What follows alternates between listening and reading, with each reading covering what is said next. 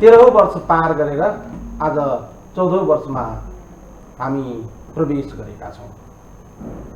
14औं वर्षमा प्रवेश गर्दै गर्दा एबिसी टेलिभिजनले आम जनताका सवाललाई हाम्रो प्रमुख सवाल बनाएका छौँ र सरकारवालाहरूलाई हामी यी सवालहरू आम जनताका सवालहरू जस्ताका त्यस्तै पुर्याउने माध्यमको रूपमा हाम्रो प्रयास निरन्तर जारी रहेको छ। गाउँ शहर र दुनियाँलाई बिउझाउने हाम्रो अभियान निरन्तर जारी छ। यहाँहरूको सल्लाह सुझाव सदैव हामी शिरोधार्य गरेर निरन्तर हाम्रा पाइलाहरू अगाडि बढिरहेका छन्। आज 14औं वर्षको यो शुभ अवसरमा निश्चय पनि हामी देशका मूलभूत विषयवस्तुहरूलाई पुनः प्रश्नको घेराभित्र राख्दै यहाँहरूमाझ विविध कार्यक्रमहरू प्रस्तुत गर्ने प्रयास गरिरहेका छौँ र यसै क्रममा आज हामी नेपालको पछिल्लो घटनाक्रम र राजनीतिक परिवेशमा युवाहरूको टड्कारो सवाललाई हामीले उठाउने जमर्को गरेका छौँ। युवा भन्ने बित्तिकै धेरै प्रश्नहरूको वरिपरि हामी रुम्लिने गरेका छौँ। युवा भन्ने बित्तिकै राजनीतिक सामाजिक आर्थिक रूपमा यसका दायराहरूलाई हामी फराकिलो पारेर हेरिरहेका छौँ।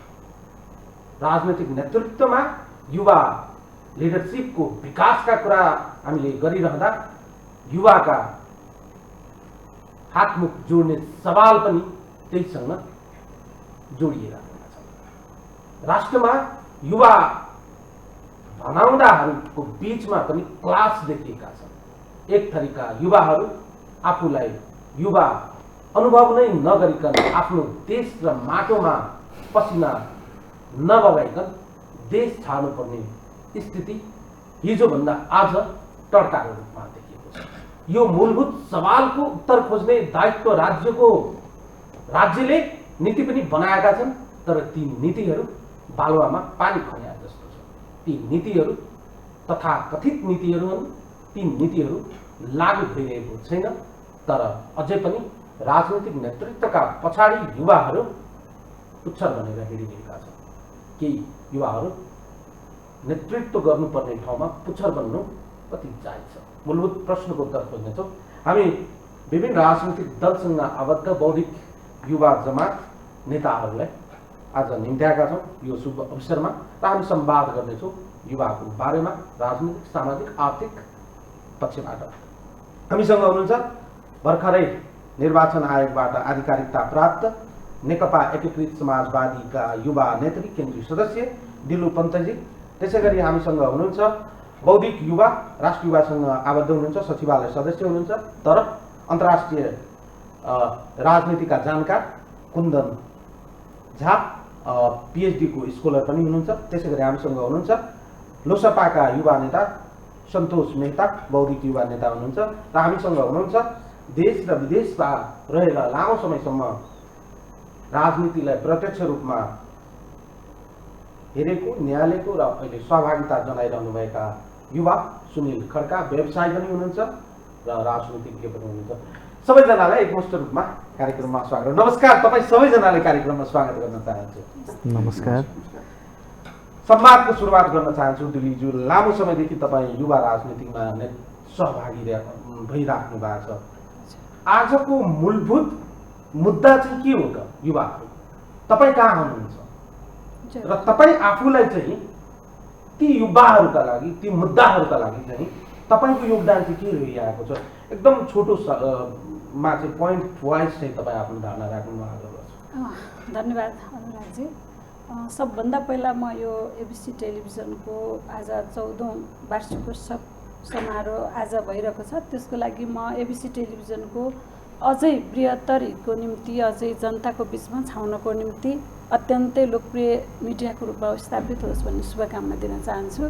र अनुरागजीले जुन उठाउनु भएको छ युवा आन्दोलनमा जुन हामीले खेलेको भूमिका मलाई लाग्छ अत्यन्तै महत्त्वपूर्ण छ भन्ने कुरा राख्न चाहन्छु। किनभने हाम्रो सहभागितामा हामीले पञ्चायत व्यवस्थालाई फेर्न सकेर देशमा प्रजातन्त्र स्थापना गऱ्यौँ। त्यसपछि हामीले अब देशमा 238 वर्षभन्दा पुरानो राजतन्त्रलाई पनि हामीले समाप्त पार्दै जनताको शासन गर्ने पद्धतिलाई हामीले स्थापित गरेका हौँ। त्यसकारण हामीले यी कामहरूलाई नगर्ने मान्नु हुँदैन भन्ने लाग्छ हाम्रो नेपालको इतिहासमा र विश्वको इतिहासमा पनि। त्यसकारण नेपाली युवाहरूले खेलेको भूमिका अत्यन्तै महत्त्वपूर्ण छ। तर एउटै कुरा के हामी यो उपलब्धि सँगसँगै हामीले राजनीतिभित्र मात्रै होइन अन्य क्षेत्रमा हामीले खालि विद्रोहको काम मात्रै युवाहरूले गर्ने गरेको हुनाले हामी खालि विद्रोहीको जुन पक्षमा युवाहरूलाई उभ्याउने कामले गर्दा हामीलाई सधैँ एउटा पक्षमा मात्रै उभ्याउने काम गरेको छ। त्यसकारण विकास र समतामूलक समाज निर्माण गर्नको निम्ति महत्त्वपूर्ण भूमिकामा पनि हाम्रो उपस्थिति हामीले चाहेका हौँ। त्यसकारण हामीले राष्ट्रिय युवा नीति, राष्ट्रिय युवा परिषद, होइन, शिक्षा, स्वास्थ्य र रोजगारको संवैधानिक अधिकारको लागि पनि हामीले आफ्नो मुद्दाहरूलाई उठाउँदै अगाडि बढिरहँदा अहिले युवा मन्त्रालय अन्तर्गत युवा परिषद छ, होइन, प्लस सूचना डेस्कको कुरा छ। अहिले आम जनतालाई, आम युवाहरूलाई पढ्नको निम्ति हामीले अनिवार्य शर्तको रूपमा हामीले राज्यलाई हामीले दबाब दिएका कारणले अहिले केही हामीले आशातीत भनौँ न, अब हामीले आशा गरेको जति नभए पनि हामी लक्ष्यमा पुग्नको निम्ति अझै आन्दोलनरत छौँ। तपाईँले अघि भन्नुभयो आन्दोलनमा अग्रणी भूमिका निर्वाह, तपाईँको यो प्रश्नलाई सही मान्ने हो भने चाहिँ आन्दोलनमा जहिले पनि अग्रणी भूमिका निर्वाह गर्ने युवाहरू नेतृत्व दिन किन चाहिँ पछि पर्दा रहेछन्, नेतृत्वमा कहाँनिर चुक हुँदा रहेछन्, आन्दोलन गर्दा चाहिँ रेलिङ भाँच्न चाहिँ योग्य भएका युवाहरू, टायर बाल्न योग्य भएका युवाहरू नेतृत्व दिन चाहिँ किन असफल भएका हुन् र किन तिनीहरूलाई चाहिँ ठाउँ पाउन गाह्रो भएका? यस्तो छ, युवाहरूको एउटा बाध्यता पनि छ। युवाको उमेरै एउटा बाध्यतात्मक स्थितिले के छ भने 16 देखि 40 वर्षभित्रका युवाहरू जो उनीहरूको जिन्दगीलाई बनाउने एउटा आमूल परिवर्तनको दिशामा आफू पनि र राष्ट्रलाई पनि डोर्याउने त्यो कार्यदिशा उनीहरूको काँधमाथि हुन्छ र त्यो मध्ये उसको घर हुन्छ, उसको परिवार हुन्छ, उसको समाज हुन्छ, उसको राष्ट्र हुन्छ। र तपाईँलाई रोजगारीको सिलसिलामा आफ्नो घर परिवारको दायित्व समग्र गर्दाखेरि देशभित्रको राजनीतिक मात्रै होइन, आर्थिक मात्रै होइन, सामाजिक परिवेश मात्रै होइन, त्यसलाई बदल्नको लागि मात्रै होइन, आफै योग्य भूमिमा उसले आफ्नो जीवनलाई अर्पण गर्नुपर्ने दायित्व पनि छ कि तपाईँलाई अरबका खाडीहरूमा अहिले पनि आफ्नो परिवार, आफ्नो जिन्दगी, राष्ट्रको माया हुँदै पनि नेपालका युवाहरूलाई के अरे गल्फको खाडीमा पठाउने काम त राजनैतिक नेतृत्व र युवाहरूले चाहिँ त्यसलाई गाइड गर्न नसकेको कारणले कसैको चाहना, कुनै पनि युवाको चाहना मलाई सोध्नुहुन्छ भने कुनै पनि दूर दराजका सबैभन्दा आर्थिक न्यून भएका युवालाई प्रश्न गरियो र सोध्यो भने तिमी विदेश जान चाहन्छु, कसैले पनि म जान्छु चाहन्न। तर बाध्य पार्ने काम त तपाईँहरू अग्रणी भूमिकामा रहनुभएका युवाहरूले सोही भूमिका नखेलिदिँदा तिनीहरू चाहिँ पिल्सिएर चाहिँ आँसु पिउँदै चाहिँ विदेश जानु परेको छ भन्ने सवाल हो के? दुईटा कुरा छ। एउटा त हामी आफ्नो देशभित्रको मेहनतलाई, हाम्रो श्रमलाई हामीले नगर्ने मान्ने, हामीभित्रको एउटा जुन लघुत्तम आवाज छ नि, हाम्रा पाखा रेखाहरू, हाम्रा अहिले पनि डाँडा काँडामा भइरहेका टारी बेसीहरू अहिले बाँझा पनि भइरहेका छन्। यो हाम्रो कमी कमजोरी, युवाहरूले गर्नुपर्ने दायित्वको भित्रको कमी कमजोरी हो। तर राज्यले पोलिसी बनाउँदाखेरि जसले नेपालभित्र केही गर्न चाहन्छ उनीहरूको निम्ति राज्यले जुन सम्बोधन गर्ने मुद्दाहरू छन् जो हामीले उठाइरहेका थियौँ त्यसलाई राज्यभित्र सम्बोधन गरिएन। जस्तो हामीले राष्ट्रिय युवा नीति त अहिले भर्खरै मात्रै आइरहेको छ भने अब हामी लागू गर्ने त्यसले कति काम प्रभावकारी खेलेको छ त्यो समीक्षाको पाटो होला। तर राजनीतिभित्र पनि मुद्दाहरूले समावेश पाइरहेका छन्। अहिले अब राजनीतिमा हामी युवाहरू जो मुद्दा उठाउने युवाहरू केन्द्रीय कमिटीदेखि राज्यका विभिन्न तहमा पुग्ने जुन कार्यले अब यो कुरा हामीले हस्तक्षेपकारी भूमिका हामी पार्टीभित्र राज्यभित्र म तपाईँलाई अर्को प्रश्न गर्छु, अर्को राउन्डमा गर्छु। तपाईँ राजनीतिक प्रश्नमा चाहिँ अलिक बढी चाहिँ जोडिदिनु भयो। म आउन चाहन्छु कुन्दनजी, तपाईँ अध्ययन गर्नुहुन्छ, अनुसन्धान गर्नुहुन्छ, खासमा चाहिँ युवाहरूको राष्ट्रिय समस्या कहाँनिर रहेछ, के कुरासँग राष्ट्रिय इस्युजहरूमा चाहिँ युवालाई हामीले जोड्न सकेनौँ? राजनीतिक विषयवस्तु एउटा होला तर यसको चाहिँ सोसल एस्पेक्ट र यसको चाहिँ आर्थिक एस्पेक्टबाट हेर्दा कहाँनिर चाहिँ युवाहरूको चाहिँ कनेक्सन चाहिँ राष्ट्रिय एजेन्डासँग चाहिँ जोडिरहेको छैन? मूलत तपाईँको यो प्रश्न गम्भीर प्रश्न नै हो। हामीले एउटा के नेपालको परिवेशमा हेर्न र बुझ्न सक्नुपर्छ जस्तो मलाई लाग्छ। युवाहरू सकारात्मक रूपले राज्यप्रति आफू पनि एउटा जवाबदेहिता बोक्ने कि नबोक्ने भन्ने कुरा एकदमै महत्त्वपूर्ण हुन्छ। पछिल्लो समयमा एक दशकको पछिल्लो राजनीतिक जुन एउटा परिवेश रह्यो त्यस समयमा अब युवाले सक्रियता त जनाइरहेछ राजनीतिमा भनौँ या सामाजिक आर्थिक गतिविधिहरूमा चासो जनाइरहेछन्, तर त्यो चासो कतैबाट मोटिभेटेड छ कि कसैको पक्ष र विपक्षमा छ कि हाम्रो राष्ट्रिय हितलाई चाहिँ त्यसले प्रवर्धन गर्न सकेको छ कि छैन, यो एकदमै महत्त्वपूर्ण विषय हुन्छ। अब यसको अर्को एउटा पक्ष के हुन्छ भन्दाखेरि हाम्रो सामाजिक राजनीतिक परिवेश कस्तो छ यो पनि हामीले ख्याल गर्नुपर्ने मुख्य विषय हो। नेपालमा मूलत मैले देखेको बुझेको हामीले अध्ययन गर्दा के पाउँछ भने हजुरले अघि भने जस्तै युवालाई प्रयोग गरिन्छ हैन, र त्यो प्रयोग गर्दा युवा पनि रमाउँछन् हेर्नुहोस् हैन, किन भन्दाखेरि उसको पनि सीमित इन्ट्रेस्टहरू हुन्छ, त्यो चाहिँ उसले कुनै न कुनै माध्यमबाट एचिभ गरिरहेको हुन्छ र यस्तो परिवेशमा उसले एउटा ठुलो घाटा या भनौँ न देशले चाहिँ ठुलो घाटा बेहोरिरहेको हुन्छ। त्यो यस सन्दर्भमा मैले जोड्न चाहेँ, राज्यलाई गतिशील बनाउन युवाको भूमिका सृजनात्मक रहेन भने राज्यलाई हामीले जुन अहिलेको 21औं शताब्दीमा जुन ऱ्यापिड पेसमा राज्यको मुभमेन्ट हुनुपर्छ त्यो भनौँ न हाम्रो जस्तो अल्प विकसित राष्ट्र भन्छु म हैन, किन भन्दाखेरि यसको अब यसलाई चाहिँ हामीले डेफिनिसनहरू हेऱ्यौँ भने वर्ल्ड ब्याङ्कको डेफिनिसन हेरौँ या भनौँ संयुक्त युनाइटेड नेसनले चाहिँ हाम्रो मुलुकको बारेमा के भन्छ भन्ने कुरा एउटा फरक कुरा हो। तर हामीले आफ्नो संरचनालाई चाहिँ मूल्याङ्कन गऱ्यौँ भने कुनै न कुनै रूपमा हाम्रो मुलुक कमजोर हुनुको कारण के रहेछ भन्दाखेरि युवाको सक्रियता राजनीतिक होस्, सामाजिक होस् या आर्थिक गतिविधिमा होस्, त्यो युवा प्रयोगको पात्र भइरहँदा युवाहरूको भूमिकामाथि एउटा गम्भीर प्रश्न। युथहरूको जुन इनर्जी छ त्यो चाहिँ पोजिटिभ इनर्जी भन्दा पनि नेगेटिभ इनर्जी र भाइब्सले बढी चाहिँ भरिएको कारणले गर्दा लिडरसिप अथवा चाहिँ राष्ट्रिय हितको प्रवर्धनको पक्षमा चाहिँ युथहरू एकजुट भएर चाहिँ उभिन नसकेको हो। युवाहरू अहिले तपाईहरु चारैजना युथ हुनुहुन्छ, चारैजनाको समस्यालाई चाहिँ एकुमुलेट गर्ने हो, एभरेजमा हेर्ने भने त एउटै हुनुपर्छ, सामाजिक आर्थिक राजनीतिक हुन्छ, त्योभन्दा बाहेक त हुँदैन।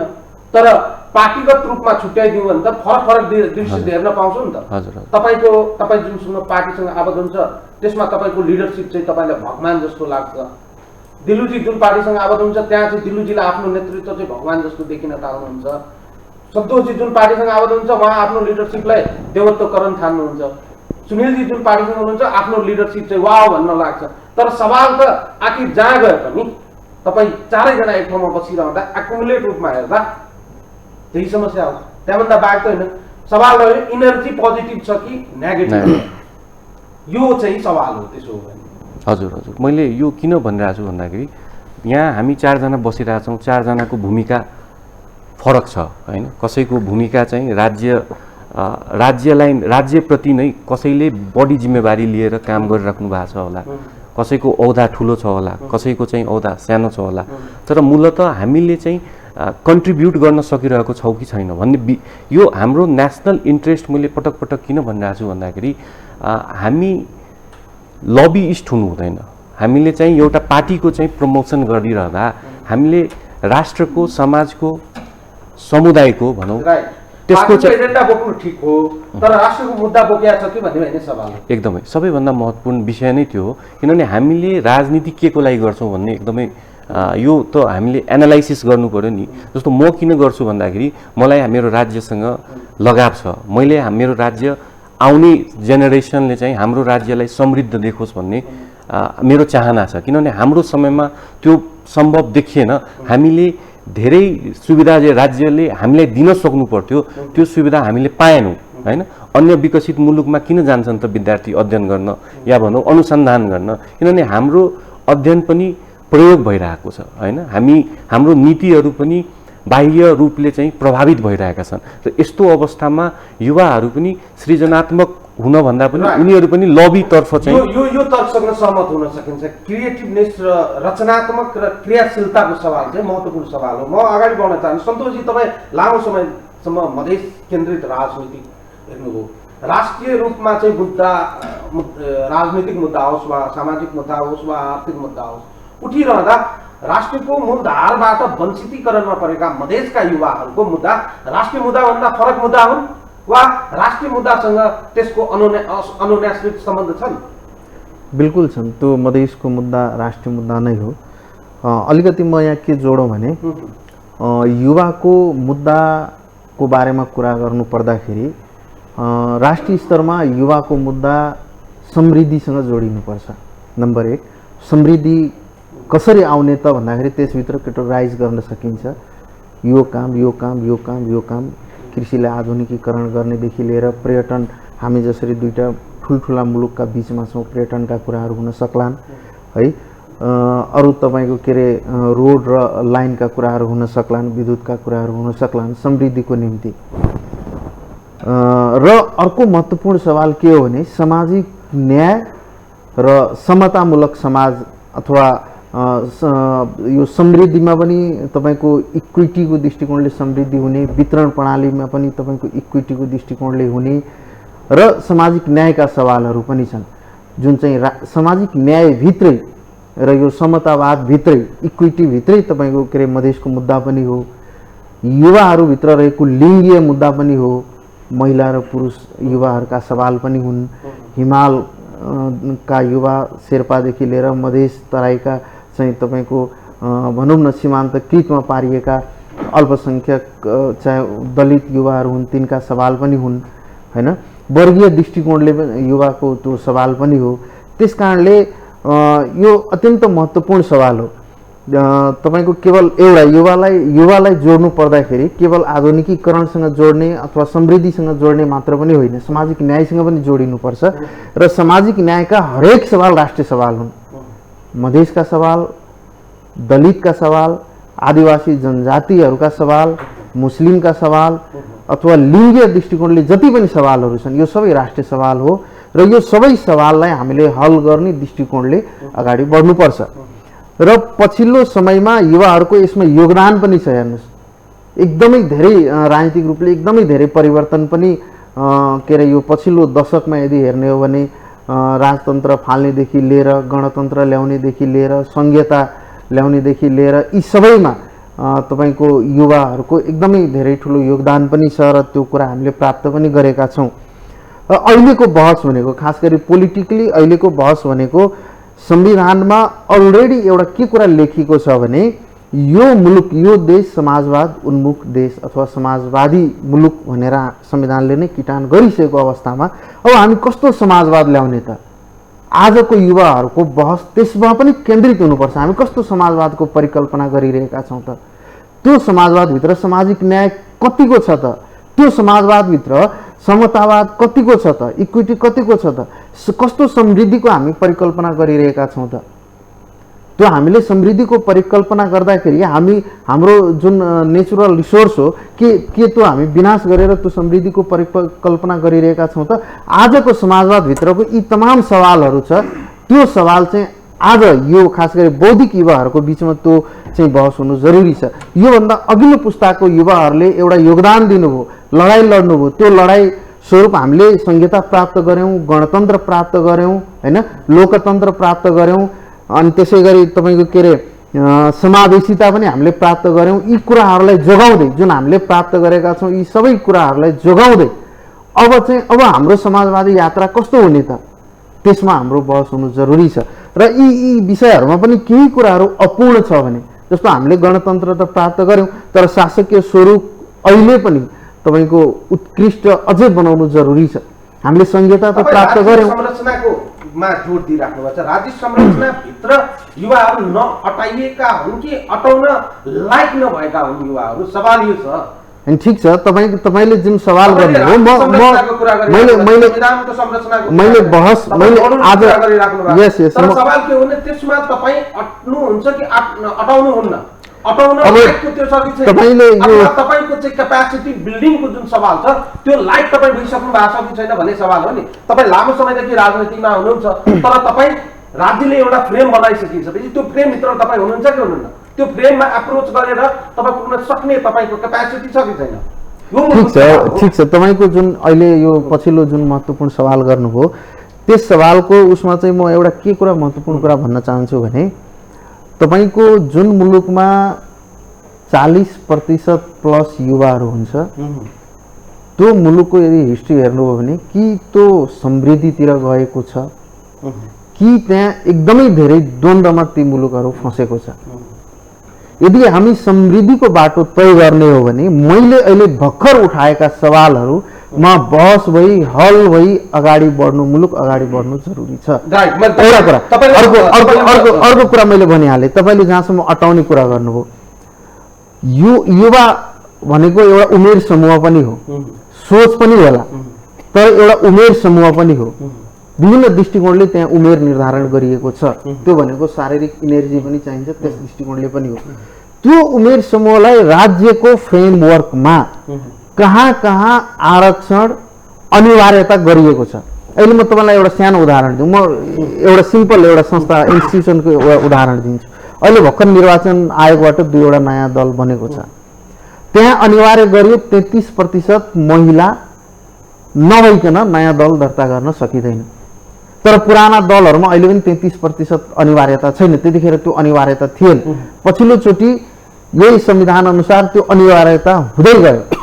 म यिनीहर के उल्लेख गरिदिन चाहन्छु भने हामी त्यो युवा उमेर समूहलाई विभिन्न इन्स्टिट्युसनमा राज्यको विभिन्न अङ्गहरूमा यदि हामीले अनिवार्यता गर्दै गयौँ भने खास गरी तपाईँको राजनीतिक निकायमा जुन के अरे पोलिटिकल पार्टीहरू अपलिफ्टिङको सवाल के हो भने गोजीबाट चाहिँ फुत्त निकालेर दिने सवाल। म तपाईँसँग के कुरामा चाहिँ सहमत छु। अघि चाहिँ कुन्दनजीले एउटा विषय उठाउनु भयो।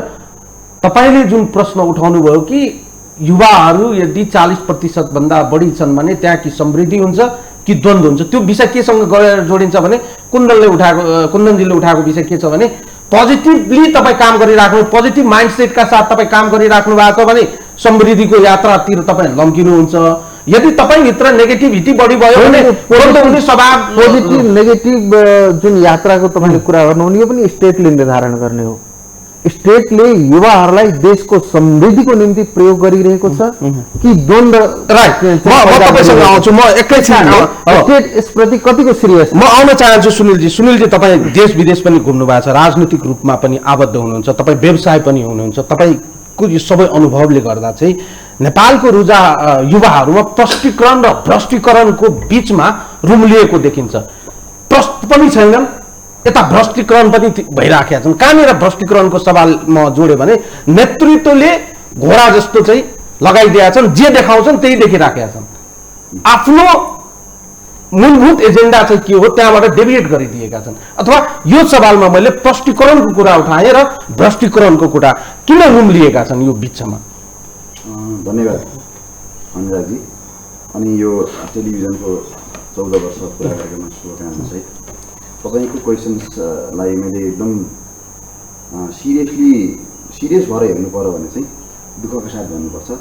हामी युवाहरू चाहिँ अल्टिमेटली एउटा चाहिँ पार्टीको एउटा नेताको चाहिँ पकेटका चाहिँ एकदम पपेट जस्ता भएर नै हाम्रो समय हाम्रो अघिल्लो पुस्ता पनि त्यसै गरी बितेको हो र अहिले पनि त्यसै गरी चाहिँ बितिरहेछ। भनेपछि यो बित्ने क्रममा छ या त पोलिटिकल्ली चाहिँ पपेट भएर बित्या छ या चाहिँ नि देश छोडेर विदेशमा गएर चाहिँ नि अनप्रोडक्टिभ भएर बित्या छ। भनेपछि अब यो भ्रष्टीकरण चाहिँ कसरी भएको छ भन्दाखेरि नर्मली युवाहरूलाई प्रयोग गर्ने चाहिँ राजनीतिक दलका नेताहरूले ठुला नेताहरूले चाहिँ आफ्नो अनुकूलतामा प्रयोग गर्ने र आफ्नो राजनीतिक छविको लागि चाहिँ युवाहरूलाई प्रयोग गर्ने मात्रै भएको कारणले गर्दाखेरि अलमोस्ट भ्रष्टीकरणमा गएको छ। किन गएको छ त्यो किन गएको छ भन्दा आफूले डिसिजन गर्न सक्ने त्यो क्षमताकै विकासै भएन नेपालमा। नेपालको युवाहरू तपाईँ नेताहरू नेतृत्व गरिरहेका नेताहरू भन्नुहुन्छ भने अलमोस्ट तपाईँको आफू त्यो कष्ट पनि छैन। एउटा नेताले प्रवचन दिएको आधारमा उसले आफ्नो चाहिँ विचार निर्धारण गरिरहेको छ भने स्पष्टीकरण पनि छैन। भनेपछि दुईटै चिजबाट यो निकाल्नको लागि चाहिँ एउटा गम्भीर किसिमको चाहिँ बहस हुनु जरुरी छ। त्यस कारणले म चाहिँ के भन्छु भने विभिन्न देशमा हेर्नुहोस् 10-15 वर्षमा देशहरू धेरै परिवर्तन भएका छन्।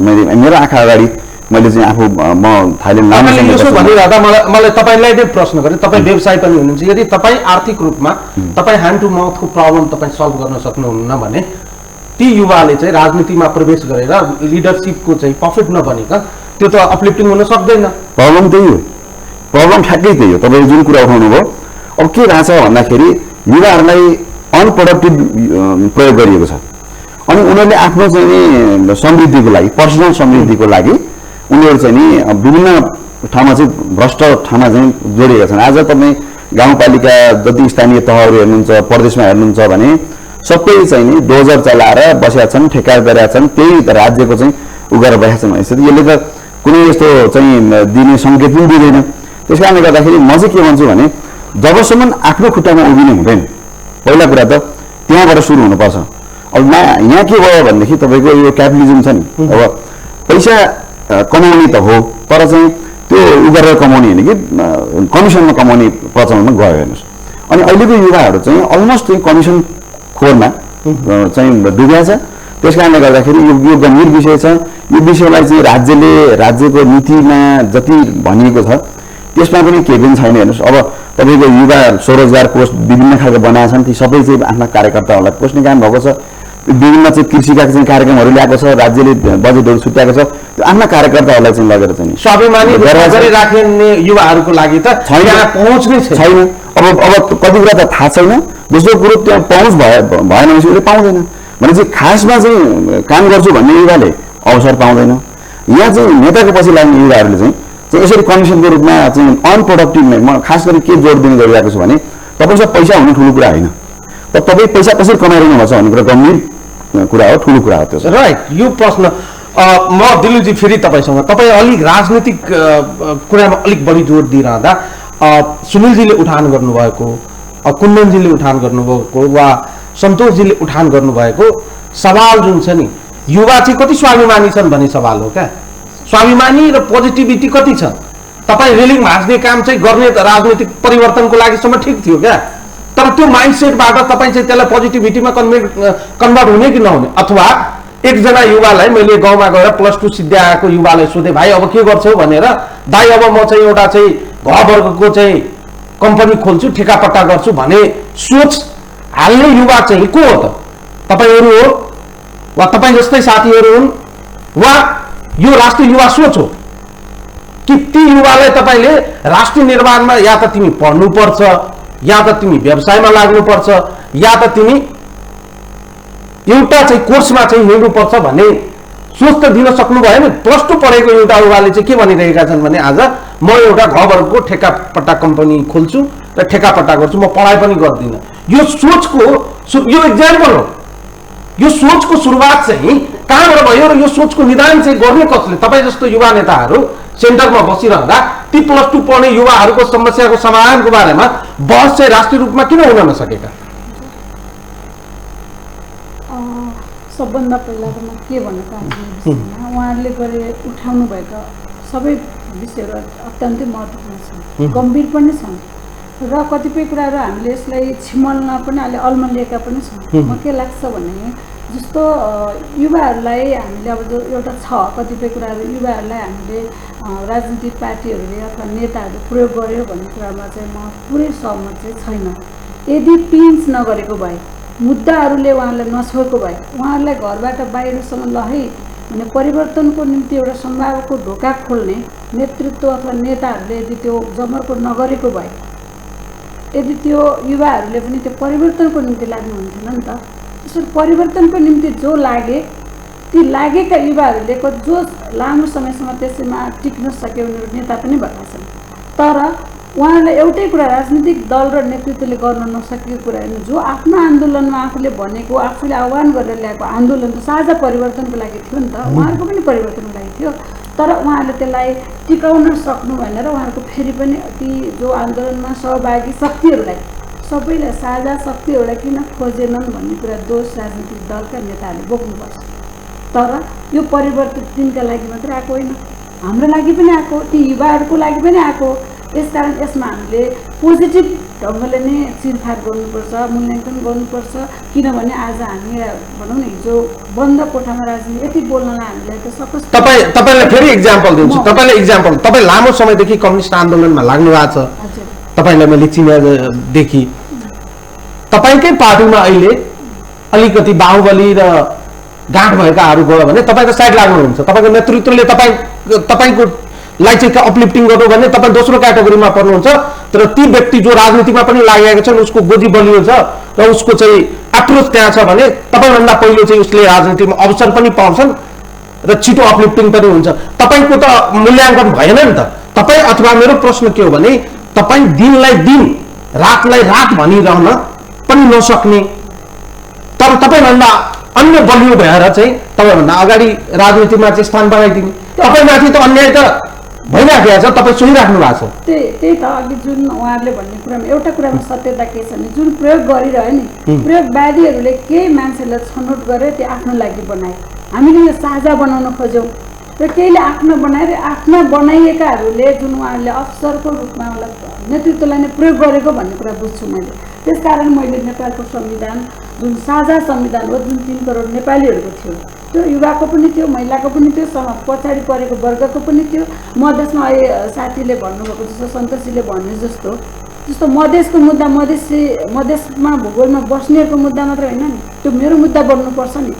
किनभने त्यो नेपालको संविधान मेरो त्यहाँभित्र अट्ने नेपालीहरूको पनि त्यो हाम्रो हुनुपर्छ। त्यसकारण हामीले पनि यसलाई युवाहरूले त अवश्य भविष्यलाई भोलिको भविष्यलाई बोध गर्ने हो नि त हामीले। त्यसकारण भोलि हामी नेता हुँदा के बोल्छौँ, विरोध मात्रै गर्छौँ, प्रयोग मात्रै गर्यो भनेर हामी पन्छिने ठाउँमा छ। अब हिजोसम्म तपाईँहरू के भन्दै हुनुहुन्थ्यो भने हिजोसम्म चाहिँ के भन्दै हुनुहुन्थ्यो, नीतिगत रूपमा चाहिँ हामीसँग केही नीतिहरूको कमी छ।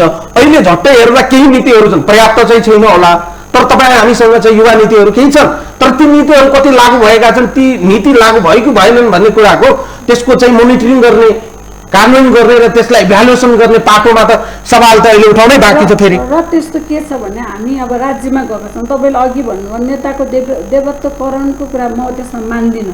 किनभने म कम्युनिस्ट हिजोदेखि लागेँ, भएदेखि बुझेदेखि लागेँ र मेरो दिमागमा के छ भने आलोचनात्मक नेतालाई पनि नेता मान्छे भगवान् होइन नि त, कर्मले हुन्छ, कर्मले गर्छ भने ठिक छ क्या। त्यसकारण आलोचनात्मक समर्थन र आलोचनात्मक विरोध हामीले गर्नु सक्छ। त्यसलाई मार्क्सवादी द्वन्द्वको हिसाबले, दृष्टिकोणको हिसाबले हेर्दा पनि हामीले एउटा त्यो द्वन्द्वात्मक हिसाबले हेऱ्यौँ भने जिस्टमा आउन सक्छौँ क्या। त्यसकारण हामीले जो तपाईँले अहिले भन्नुभयो बाहुबलीको कुरा छ, बाहुबलीको नि कतिपय राजनीतिलाई म आफ्नो एउटा साग सौरत बनाउनको निम्ति, सत्ता टिकाउनको निम्ति, अब समाजमा रहेका अब त्यसलाई पोजिटिभली समाज निर्माणमा बिल्डअप गर्नको निम्ति, एउटा समाजमा समतामूलक समाज निर्माण गर्नको निम्ति, विकास निर्माण सबैको पहुँच पुर्याउनको निम्ति र सबैलाई सहभागिता भन्दा पनि मेरो हिजो एउटा जिम्बालको हिसाबले गाउँ तपाईँले भनेकै कुरामा एज अ युथ लिडर तपाईँले चाहिँ देशको रोल मोडल किन हुन नसकेको सवाल हो। तपाईँलाई चाहिँ फलो गरेर आज तपाईँ मसँग टेलिभिजनमा संवाद गरेर तपाईँ 4 जनालाई मसँग संवाद गरिरहँदा 18 वर्ष 19 वर्षका 20 वर्षका युवाहरू, भर्खरका कलिला युवाहरू तपाईँले देखेर इन्फ्लुएन्स भएर तपाईँ जस्तो बन्ने चाहना राख्ने क्यापासिटी बिल्डिङमा कहाँनिर समस्या भयो? प्रश्न के हो भने ऊर्जाको सवालमा, निष्ठाको सवालमा, दृष्टिकोणको सवालमा, बौद्धिकताको सवालमा, रचनात्मकताको सवालमा, क्रियाशीलताको सवालमा र मौलिकताको सवालमा आखिर के नपुगेर तपाईँहरूलाई चाहिँ रोल मोडल मान्न तयार भएन? एउटा त राष्ट्रले जुन नीति अवलम्बन गर्छ, संविधान हामीले बनाएका छौँ नि, त्यसलाई सही हिसाबले कार्यान्वयन गर्ने ठाउँमा अहिले पनि समस्या भयो। जसले हामी अहिले सरकारमा गएको पनि संविधान कार्यान्वयनको लागि चरणमा छौँ नि त। हामी संसदभित्र बहस गरेर संविधान कार्यान्वयनका छौँ, नीति निर्माणको विभिन्न ऐनहरू बनाउने क्रममा छौँ, त्यसलाई लागू गर्ने क्रममा छौँ र गाउँमा पनि अहिले हामी जुन 3टा खालको सरकार छ, केन्द्र सरकार, प्रदेश सरकार, गाउँ सरकार, नगर सरकारहरू छ, तिनलाई पनि एउटा हामीले परिवर्तन किन, तपाईँहरू त्यहाँ किन हुनुहुन्छ भन्ने कुरा चाहिँ भन्दा पनि अहिले अब तपाईँले गाउँपालिकाको अध्यक्ष सदस्य छ, महानगरको मेयर छ, उहाँहरूले के छ भने अरूभन्दा म भिन्न भए भन्ने खालको हामीले जुन पुँजीवादको महत्त्वपूर्ण त्यो उहाँलाई आफूलाई उभ्याउनु भएको छ नि, त्यसले गर्दा क्लास देखियो र जनतासँग अत्यन्तै निराश भएर रोड मोडलको हामीले गरेको जुन हिजो उद्घोष गरेका थियौँ नि त्यसलाई यो होइन कि भन्ने एउटा उहाँहरूलाई एउटा त्यो त हुनु नै भयो नि तपाईँले भन्नु न 3 तहको संहिता गयो संहितामा चाहिँ हामीले डिसेन्ट्रलाइज पावरलाई गर्यौँ तर के भइदियो भने युवाहरू पनि डिसेन्ट्रलाइज भएर तिनैसँग साथ लागेर अघि चाहिँ सुनिलले उठाएको सवाल के हो भने त्यसमा आफ्नो चाहिँ फाइदा देखेर भ्रष्टीकरण गर्नतिर लाग्यो र नभएकाले पनि भ्रष्ट बनाउने प्रयास गर्नतिर लाग्यो त त्यहाँनिर मैले के देख्छु भने त्यहाँ कतिजना युवा छन् त्यो भित्र केही भनौँ ल 700जना मान्छेहरू त्यहाँ लाग्यो भने तिनको पछि लाग्ने ल 2100जना लाग्लान् होइन तर त्योभन्दा बाहिरका मान्छेहरू त अहिले पनि त्यो जुन उहाँहरूले पाउने अधिकार छ उहाँहरूले पनि उपभोग गर्ने छ त्यसमा त उहाँ त विमुख हुनुहुन्छ त्यसकारण यो विद्रोह छ त्यसकारण अब हामी के भनिरहेछौँ भने हिजो राष्ट्रिय युवा नीति बनाउने कुरामा हामी युवा उनीहरूले जति जुन मेहनत गरेर बनाइएको थियो त्यो अनुरूप ऊ हिँडेको छैन अझै पनि त्यो प्राप्त छैन त्यसलाई हामीले सच्याउनु जरुरी छ त्यसमा परिमार्जित गर्नु छ किनभने त्यो अझ पनि यसलाई अब संविधान एक्ट बनाएर हुन्थ्यो कि त्यो पर्याप्त युवाहरूको बिचमा जान सकेन खालि एउटा सडकमा एउटा दुईवटा रुख सडक छोप्यो भने रुखको हाँगा काट्दैन युवा परिषदको युवा उसको उद्देश्य पुरा हुँदैन युवा स्वरोजगार कोष हामीले निर्माण गऱ्यौँ जुन उद्देश्यका साथ हामीले आन्दोलनमा युवा मन्त्रालय अन्तर्गत राखेर त्यसलाई अगाडि लानुपर्छ भन्ने कुरा चाहिँ अहिले आएर त्यो पनि एउटा राजनीतिक अब भनौँ न दलको आफ्नो मन्त्रालयभित्र पारेर अथवा शक्तिको आफ्नो कार्यकर्ता जुन उहाँहरूले भन्नुभएको छ त्यस्तै जस्तो भएको छ तर त्यो कुनै राजनीतिक दलको हुनु हुँदैन मलाई कार्यकर्ता भर्ना गर्ने ठाउँ होइन त्यो म त अझ किन राष्ट्रिय युवा परिषद त आम देशमा भएका युवाहरूको जुनसुकै सरकार भने यो आदर्शवादी कुरा हो लागू गर्न चाहिँ सकिएन यो आदर्शवादी कुरा हो लागू गर्न सकिएन साझा सवालको कुरा गरिरहेछौँ राज्यको होइन साझा सवाल जनसरकारको कुरा संविधान लागू गर्ने कुरा युवाहरूको सामुदायिक हितको कुरा अथवा गरिबी निवारणको कुरा देशको चौतर्फी विकास गर्ने कुरा मधेसदेखि त तपाईँले के जोड दिनुभयो भने राजनीतिक लिडरसिपमा जबसम्म युवा चाहिँ स्थापित भएनन् तबसम्म युवाका एजेन्डा स्थापित गर्न गाह्रो छ भने जोड पर्दैन राजनीतिक लेभलमा पनि एउटा झन् हुनुपर्छ किन नीति निर्माणको तहमा त उच्च छ नि त त्यसकारण कार्यान्वयन भयो कि भएन अब्जर्भेसन गर्ने ठाउँमा नै त्यो छ मलाई अचम्म के लाग्छ भने म पार्लियामेन्ट्री जर्नलिस्टको चाहिँ सदस्य पनि भएको मान्छे म हरेक समितिको बैठकहरूमा सहभागी हुन्थे युवाका सवालमा त त्यहाँ युवा भनौटाहरूले पनि मुद्दा नउठाएको देख्दा चाहिँ मलाई के लाग्यो भने युवाहरू नेतृत्वमा स्थापित हुँदा पनि सवाल उठ्दो रहेनछ एउटा कुरा युवाहरूले सोच्नुपर्छ कि अब हामीले अहिले भने 21औं शताब्दीका युवा हामी ग्लोबल विश्वका युवाहरूसँग एक यहाँका काठमाडौँको मात्र होइन कर्णालीको युवाले प्रतिस्पर्धा गरिरहेछ अमेरिकाको युवासँग त्यो युवाले भन्न सोच छ त्यो तर उनले पनि के सोच्नुपर्छ भने आलोचनात्मक सोच अहिले भन्नुभयो हामीले गर्न सक्छौँ कि सक्दैन यदि म गर्न सक्छु अथवा कसैको एउटा नेतालाई गएर एउटा सेल्फी हान्दैमा आफ्नो म छुट्टै होइन यो भनेर जब देवत्वकरण गर्ने व्यक्तिलाई कुनै पार्टीलाई मात्रै होइन पार्टीभन्दा माथि उठ्नुपर्छ यो सवालहरू पार्टीभन्दा बाहिरका छन् हाम्रो साझा सवालहरू हुन् तर कतिपय पार्टीभित्र इम्प्लिमेन्ट गर्नको निम्ति युवाहरूका हामी जस्ता युवा सेक्टरमा काम गरेका आएका मान्छेहरूले युवाको अवश्य पनि मुद्दाहरू है भनेर हामीले उठायौँ भने अवश्य पनि नेतृत्वलाई हामीले घचघचाउन सक्छौँ अथवा हामी त्यो भित्र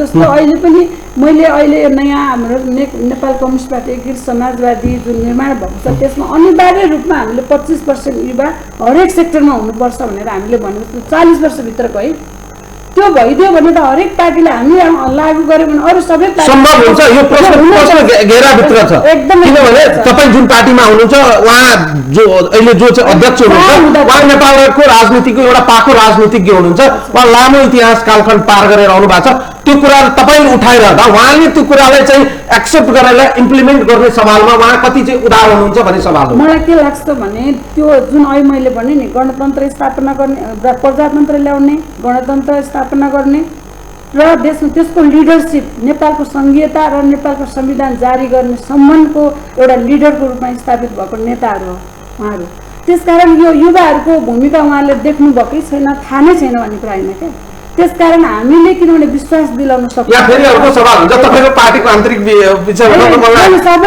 राजनीतिक नेतृत्वमा यदि त्यस्तो उदारता भएको भए त एउटा एज ब्यारियर पछि चाहिँ नेताहरूले चाहिँ राजनीतिक हस्तान्तरण र पुस्तान्तरणको नीति र नैतिकता चाहिँ देखाउन सक्नु पर्दथ्यो त्यो चाहिँ दुर्भाग्यपूर्ण छ नेपालमा कुनै पनि राजनीतिक दलमा त्यो छैन म अगाडि बढे कुन्दनजी सवाल के रह्यो भने तपाईँले भने जस्तै एउटा भयो अध्ययन अनुसन्धानको सवालमा युवाहरूको इस्युजहरूलाई चाहिँ एकुमुलेट रूपमा हेरिरहँदा नीतिगत तहमै समस्या हो भनिरहँदा हिजोसम्म अलिकति थोरै नीति पनि छ।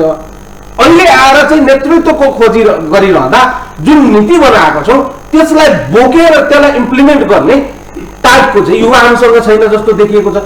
ग्याप त हाम्रो नीति र नियत दुइटैमा देखिन्छ नि, होइन र? एक्ज्याक्टली। प्रश्न तपाईँको जुन आएको छ त्यसमा हामीले नियत जुन तपाईँले भन्नुभयो नि, हामीले नियत एकदमै निहालेर हेर्नुपर्ने हुन्छ कि व्यवस्था सामाजिक परिवेशको कस्तो नियत छ त भन्ने कुरा महत्त्वपूर्ण छ। राजनीतिक घटनाक्रमलाई नै हामीले निहाल्यौँ भने एक किसिमले भनौँ अहिले विभिन्न पार्टीका मूल नेतृत्वमा रहेका व्यक्तिहरू पनि कुनै न कुनै समयमा युवा थिए होला, होइन? ती व्यक्तिहरू आज नेतृत्वमा पुगे, तर ती व्यक्ति ती नेतृत्वहरूले युवाहरूलाई चाहिँ कस्तो म्यासेज दिँदैछन् भन्ने कुरा एकदमै महत्त्वपूर्ण छ। अहिले हाम्रो राजनीतिक परिवेशले विभाजनको राजनीतिक परिवेशले युवाहरूलाई जोड्ने भन्दा पनि युवाहरूलाई फुटाइदिने, होइन? यहाँ हामी विभिन्न दलबाट वैचारिक रूपले आबद्ध हुन सक्छौँ, तर हाम्रो समाजको जब प्रश्न आउँछ, हाम्रो समुदायको प्रश्न आउँछ, हाम्रो राष्ट्रको प्रश्न आउँछ, हामीलाई सुनिरहेका व्यक्तिहरूले हामीले उहाँहरूलाई कस्तो ऊर्जा दिइरहेछौँ भन्ने एकदमै महत्त्वपूर्ण हुन्छ कि यहाँ हाम्रो सकारात्मक कुराहरूबाट युवा पुस्ताले के लिइरहेछ भन्ने कुराहरू पनि महत्त्वपूर्ण हुन्छन्। मैले यो किन भनिरहेको छु भन्दाखेरि अब युवालाई पहिले युवा भएरै अहिले मूल नेतृत्वमा आएकाहरूले के म्यासेज दिँदैछन्, के सन्देश दिँदैछन्, अझै पनि आफ्नो पदीय हैसियतको लागि, आफ्नो भागको लागि लडिरहने हो भने त हामीले त प्रत्यायोजन नगर्ने हो। हामीले कुनै पनि व्यवस्था, कुनै पनि विषयलाई चाहिँ डेलिगेट गर्ने काम चाहिँ हुन्छ। हेर्नुहोस्, होइन? मान्छेको ऱ्यासनल एटिट्युड हुन्छ। ऱ्यासनल इन्डिभिजुअलले कहिल्यै पनि मबाट मेरो शक्ति जाओस् भन्ने चाहना त्यो इन्डिभिजुअलको हुँदैन, किनभने उसले आफूलाई चाहिँ सम्पन्न ठानिरहेको हुन्छ, त्यो नेतृत्वको लागि होस् या नीतिको लागि होस्। तर इक्जाम्पल्स धेरै महत्त्वपूर्ण हुन्छ। अन्य विकसित मुलुकहरूमा हामीले हेऱ्यौँ भने युवाहरूलाई चाहिँ डिसिजन मेकिङ भन्दा पनि उहाँहरूले पोलिसी मेकिङमा चाहिँ उहाँहरूको रोल चाहिँ एकदमै महत्त्वपूर्ण छ। हामी अन्य विकसित मुलुकको कुरा गरौँ, जापानको कुरा गरौँ, एसियाकै कन्टेक्स्टमा हामीले हेऱ्यौँ भने, होइन, हामी जापान हेर्न सक्छौँ, हामी अन्य मुलुकहरूलाई या हामी युरोपियन पावरफुल जाइन्ट नेसन्सहरूलाई हेऱ्यौँ भने त्यहाँ चाहिँ पोलिसी मेकिङमा उहाँहरूको चाहिँ विशेष सहभागिता छ। हाम्रो मुलुकमा के छ भन्दाखेरि हामीलाई बनाइदिएको पोलिसीमा हामीले वर्क गर्नु परिरहेको हुन्छ, अनि त्यो पोलिसी अहिलेको माइन्डसेटसँग चाहिँ कुनै न कुनै रूपमा एडजस्ट गर्न चाहिँ गाह्रो हुन्छ, किनभने त्यो नीति अलिकति पुरातन छ। अब हामीले भने के भन्नुभयो भने नेपालकै सवालमा कुरा गरौँ, धेरै टाढा नजाउँ। खेलकुद मन्त्रालय युवा मन्त्रालय एउटैमा हुन सक्छ कि सक्दैन भने यो नीतिगत भयो। खेलकुद युवासँग सम्बद्ध होला, तर युवाका अन्य सवाल पनि छन्, शिक्षा, स्वास्थ्य, रोजगारका पनि सवाल छन्। के युवा अलग्गै मन्त्रालय आवश्यक हो कि होइन, यो नीतिगत सवाल हो। त्यो विषयमा अहिलेको राजनीतिक नेतृत्व कति प्रष्ट छन्। अहिलेको राजनीतिक नेतृत्व विषयगत रूपमा युवाका, स्वास्थ्यका, शिक्षाका, रोजगारका र स्पोर्ट्सका कुराहरूलाई चाहिँ एकै ठाउँमा राखेर हामीले चाहिँ बहस गर्ने हो भने त फेरि कुरा त क्लियर हुँदैन। स्पोर्ट्स भनेको एउटा चाहिँ एकदमै चाहिँ फरक विधा हो। युवाहरू स्पोर्ट्समा जान सक्छन्, तर युवाहरू अध्ययन अनुसन्धानमा पनि त जान सक्छन् होला नि त, युवाहरू बिजनेसमा पनि जान सक्छन् होला नि त, युवाहरू भोलि अन्य काममा पनि जान सक्छन् होला। युवाका शिक्षा, स्वास्थ्य, रोजगारका समस्याहरू पनि त छन् होला नि त। त्यो विषयलाई चाहिँ एकुमुलेट रूपमा चाहिँ अध्ययन अनुसन्धान गर्नको लागि वा त्यसलाई चाहिँ क्यारेक्टर वाइज चाहिँ हामीले चाहिँ समस्या समाधान गर्नको लागि हामीसँग संयन्त्र छ। हाम्रो संयन्त्र कमजोर छ। मैले किन भन्दैछु भन्दाखेरि जस्तो तपाईँले युवा मन्त्रालयको कुरा गर्नुभयो, खेलकुद मन्त्रालयको कुरा गर्नुभयो, यी मन्त्रालयहरूको भूमिका कति छ भन्ने एकदमै महत्त्वपूर्ण विषय छ। हेर्नुहोस्, हामीले युवाको विषयलाई सीमित टपिकसँग भनौँ न दाँजेर चाहिँ हेर्न सक्दैनौँ, होइन? तपाईँले भन्नुभयो त्यहाँ रोजगारीको कुरा हुनसक्छ, होइन, युवाको शिक्षाको कुरा हुनसक्छ, स्वास्थ्यको कुरा हुनसक्छ, खेलकुद एउटा फरक पाटो हो। तर त्यो मन्त्रालयहरूको भूमिका कस्तो छ त तपाईँले हेर्नुभयो भने कतिजना व्यक्तिको इन्ट्रेस्ट हुन्छ त नेपालमा राजनीति गर्ने, विभिन्न पार्टीका लिडरहरूको युवा मन्त्री बन्ने या खेलकुद मन्त्री बन्ने कतिजनाको चाहना हुन्छ। हामी कतै न कतै मेटेरियलिस्टिक हुँदै गइरहेछ कि हाम्रो जुन नेतृत्व छ नि त्यो मैले मेटेरियलिस्टिक किन भनिरहेको छु भन्दाखेरि हाम्रो कन्टेक्स्ट अलिक फरक पनि छ। अरू मुलुकभन्दा हामीले हेऱ्यौँ भने हामी डेभलपिङ नेसन छौँ। एउटा अर्को ठुलो प्रश्न रेज गर्नुको 40% युवा छौँ भनिराखेका छौँ, युवा मन्त्रालय छ, तर त्यो युवा मन्त्रालयमा कुनै पनि पार्टीको नेतृत्व त्यहाँ चाहिँ जानलाई चाहिँ तछाड मछाड गर्दैन। जसरी चाहिँ गृह मन्त्रालयमा जानलाई तछाड मछाड गर्छन्, अन्य मन्त्रालयमा तछाड त्यो त देखिन्छ, इम्पोर्टेन्स देखिन्छ नि त। युवाको इम्पोर्टेन्स कति हो, युवाको इस्युजको इम्पोर्टेन्स कति हो, त्यो विषय अरूसँग पनि लगानीसँग पनि जोडौँ। युवा मन्त्रालयले कति लगानी युवामाथि लगानी गर्ने चाहिँ बजेट पाए, कस्ता कस्ता किसिमका प्रोग्राम आए, जुन मन्त्रालय नै नेताहरूको नेतृत्वको चाहिँ लिस्ट प्रायोरिटीमा छ कि कसैले लिएन भने फलानु तिमी चाहिँ यो मन्त्रालयमा गइदेऊ न त भन्ने जुन स्थिति छ, त्यो स्थितिबाट त युवाको अवस्थाको त एउटा चित्र त हाम्रो सामु देखिन्छ नि, होइन? हजुर, मैले त्यही भन्दै थिएँ तपाईँलाई। यो हाम्रो कस्तो भयो भन्दाखेरि नेतृत्वहरूले पनि भूमिका कहाँ खोज्छन् भन्दाखेरि जहाँ चाहिँ तपाईँको एक किसिमको हाम्रो देशअनुसारको लाइमलाइट चाहिँ छ, होइन? जस्तो तपाईँले गृह मन्त्रालय भन्नुभयो, त्यहाँ सरुवा गर्न पाइन्छ कि, त्यहाँ तपाईँको पावरको वरिपरि बस्न सकिन्छ कि भन्ने एउटा तपाईँको नेताहरूको त्यो साइकोलोजिकल पर्सपेक्टिभ हुनसक्छ त्यो, होइन? तर हामीले हाम्रो मुलुकलाई हेर्दा त हामीले चाहिँ हाम्रो डोमेस्टिक फ्याक्टर्सहरूलाई त औल्याउन पर्यो। त्यो डोमेस्टिक फ्याक्टर्सहरूमा हाम्रो इकोनोमी आउँछ होला, हाम्रो क्यापेसिटीको कुराहरू आउँछ होला, होइन? हाम्रो सामाजिक मूल्य मान्यताका कुराहरू आउँछ होला। हाम्रो जस्तो मुलुकमा जहाँ तपाईँको पपुलिस्ट मुभमेन्टहरू भनौँ न धेरै भइरहेको हुन्छ, त्यहाँ धर्म जस्ता कुराहरूले पनि कुनै न कुनै किसिमले युवाहरूलाई मोटिभेट गरिरहेछ कि भन्ने यी कुराहरूलाई चाहिँ यी विभिन्न पक्षहरूमा सरकारले या भनौँ नेतृत्वमा रहेकाहरूले युवाले कसरी प्रयोग गर्ने, मैले युवा प्रयोग मात्रै भएको भन्ने चाहिँ मेरो मनसाय चाहिँ या मेरो मनोभाव चाहिँ त्यो चाहिँ होइन कतै पनि। तर युवाहरूको भावना अहिले कस्तो भइदियो भन्दाखेरि म फलानुको पछाडि लाग्दा मेरो भविष्य सुरक्षित हुन्छ, यो चाहिँ के भयो फेरि व्यक्तिवादी चिन्तनबाट हाबी भयो नि त। युवा पनि व्यक्तिवादी चिन्तनबाट हाबी हुन थाल्यो भने त तपाईँको हामीले अहिले जुन कुराहरू ल्याइरहेको थियौँ नि, समाजको कुरा ल्याइरहेको थियौँ, आर्थिक समृद्धिका कुरा ल्याइरहेको थियौँ, होइन? समावेशिताका कुराहरू ल्याइरहेको थियौँ, त्यो पक्षहरू तपाईँको बिस्तारै कमजोर हुँदै जान्छ। किनभने त्यसपछि हामी लबी गर्छौँ, कुनै व्यक्तिको लबी गर्न सक्छु, मैले मेरो पार्टीको मूल नेतृत्वको कुरा गर्न सक्छु, किनभने त्यहाँ मेरो हिडन इन्ट्रेस्ट के हुनसक्छ त मलाई उहाँले लिडर बनाउने कि नबनाउने त्यो मेरो निहित स्वार्थ हुनसक्छ। तर युवा आफैमा क्यापेबल भयो भने हाम्रो मुलुकमा most of the young politician भनौँ, यङ पोलिटिसियन जसले म चाहिँ युवा पुस्ताको राजनीति गर्छु भनिरहेको छ, ती व्यक्तिहरू चाहिँ आत्मनिर्भर धेरै जसो छैनन् कि। त्यसले चाहिँ के बनाउँछ त उहाँहरूलाई नेताहरूको पपेट जस्तो चाहिँ उहाँहरूलाई। तपाईँ र के अरे हाम्रो सुनिलजीको एउटा तर्क चाहिँ यहाँ चाहिँ मिल्यो। म आउन चाहन्छु फेरि पनि सन्तोषजीसँग। सन्तोषजी अघि चाहिँ दिल्लीजीले उठाउनु भयो, मधेसका युवाहरूको इस्युज पनि राष्ट्रिय इस्युज हुन सकेन, ग्याप चाहिँ कहाँ भयो त? तपाईँहरू चाहिँ क्षेत्रीय पार्टी भएको कारणले तपाईँहरूले उठाएको विषय राष्ट्रिय पार्टीहरूको युवाहरूको राष्ट्रिय एजेन्डा कहाँनिर किन बनाउन सकेनन् वा हुन सकेनन्? यो सोचको प्रब्लम हो कि यो नियतको नै कमी हो? दृष्टिकोण क्लियर हो भने त मधेसका युवाको विषय पनि त राष्ट्रिय युवा हुनुको इस्यु हुनुपर्ने, त्यस्तो भएन। निश्चित रूपमा अब अहिले चाहिँ यो कुरामा अलिकति विकास चाहिँ भएको छ। मधेसको इस्यु, मधेसी युथको इस्यु पनि नेसनल इस्यु हो, नेसनल इन्ट्रेस्ट हो भनेर अहिले चाहिँ यी कुराहरू विकास भइरहेछ। तर विगतको लामो कालखण्डसम्म मधेसीलाई तपाईँको नेपाली नठानिदिएको चाहिँ हामीले यो हिस्ट्रीमा विभिन्न मुभमेन्टहरू गर्दाखेरि त्यो हामीले अनुभव गऱ्यौँ। मधेसका मान्छे नेपाली होइनन्, होइन? यी काठमाडौँमा तपाईँको मनु मफु मर्सिया भनेर हामीले के अरे इतिहासमा हामीले बुझेका छौँ।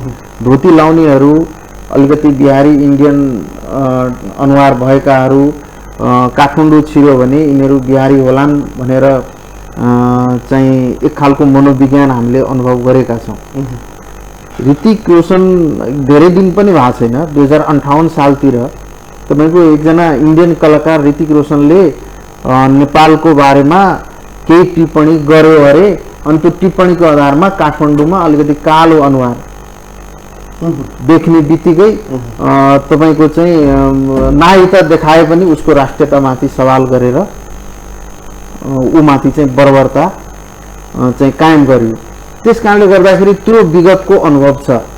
त्यो एक खालको सांप्रदायिकता फैलाई इन्डियाको विरुद्धमा आफ्नो राष्ट्रियता आफू चाहिँ अलिकति राष्ट्रवादी हुँ देखाउनको निम्ति आफ्नो राष्ट्रियता उजागर गर्नको निम्ति इन्डियन विरोधी राष्ट्रियता उजागर गर्नको निम्ति त्यो मार चाहिँ मधेसीहरूमाथि चाहिँ गरियो, त्यो देखियो।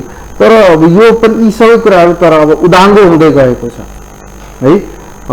मधेसीलाई हेरेर तिम्रो राष्ट्रियता कमजोर छ भन्ने कुरा, इन्डियालाई गाली गर्दाखेरि मधेसीलाई राखेर गाली गर्ने भन्ने खालका कुराहरू अब उदाङ्गो हुँदै गएको छ। यी कुराहरू चाहिँ अबको पुस्ताले, अबको नयाँ पुस्ताले यी कुराहरू मान्न तयार छैन।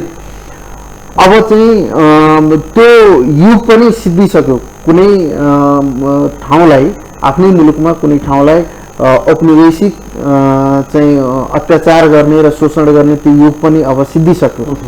र एउटा डर पनि थियो कि यो मधेसको इस्यु उठाउँदै जुन चाहिँ अगाडि बढेको छ, यो मधेसको इस्यु उठाउनेले यसलाई एक दिन इन्डियामा मिलाउलान् भन्ने खालको युग पनि अब सिद्धिसक्यो।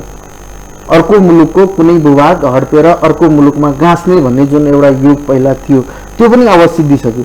त्यस कारणले गर्दाखेरि अब यी सबै कुराबाट आजका पुस्ता चाहिँ माथि उठिसकेका छन् र आज यी सबै इस्युहरू, मैले अघि पनि भने अहिले पनि भन्दैछु, यी सबै इस्युहरू जुन चाहिँ नेपालको कुना कान्द्रामा रहेको तपाईँको सीमान्तकृत रहेको समुदाय, अल्पसङ्ख्यक रहेको समुदाय जो चाहिँ मूलधारमा आउन पाएका छैनन्, ती सबैका बारेमा आजका युवाहरू बोल्न तयार छन्, बोलिरहेका छन्। र पुराना नेतृत्वहरू जसले चाहिँ हिजो यही मधेसकै विरुद्धमा चाहिँ मधेसलाई नै देखाएर यही त्यही धोती कुर्ता चाहिँ लाउने इन्डियन हुन्, बिहारी हुन् भन्ने कुरा भनेर भेले भैया धोती यी सब कुराहरू गर्ने जुन पुस्ता थिए नि, ती पुस्ताको कुरा अब नयाँ पुस्ता सुन्न पनि तयार छैनन् है। त्यस कारणले यो विकासका कुराहरू चाहिँ अगाडि आएको छ। र मलाई के लाग्छ भने अब चाहिँ अबको दशकमा नेपालको जुन अहिले हामीले देखिरहेका छौँ नि राजनीतिक रूपमा नेतृत्व चाहिँ मधेसबाट अहिलेसम्म गरेको छैन। तर अबको दशकमा यी सबै कुरा चेन्ज हुन्छ। अब मधेसबाट पनि नेपालको नेतृत्व गर्ने तपाईँको प्रधानमन्त्रीको रूपमा होस् होइन, त्यो नेतृत्व गर्ने नेतृत्वहरू अब पैदा हुन्छ।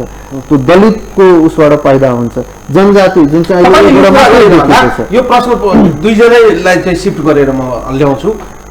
तपाईँले भन्नुभयो कि सबैको समस्याहरूको एकुमुलेट रूपमा अब चाहिँ युवा नेतृत्वले बहस वा त्यसको समाधान वा निकासको कुरा चाहिँ एकै ठाउँमा बसेर गर्नुपर्ने समय आइसक्यो बताउनु भयो। तपाईँलाई चाहिँ म इक्जाम्पल छु, पछिल्लो 1 सालमा कोरोना काल सुरु भएदेखि युवाहरूले नेपालमा भोगेका यावत समस्याहरू छन्।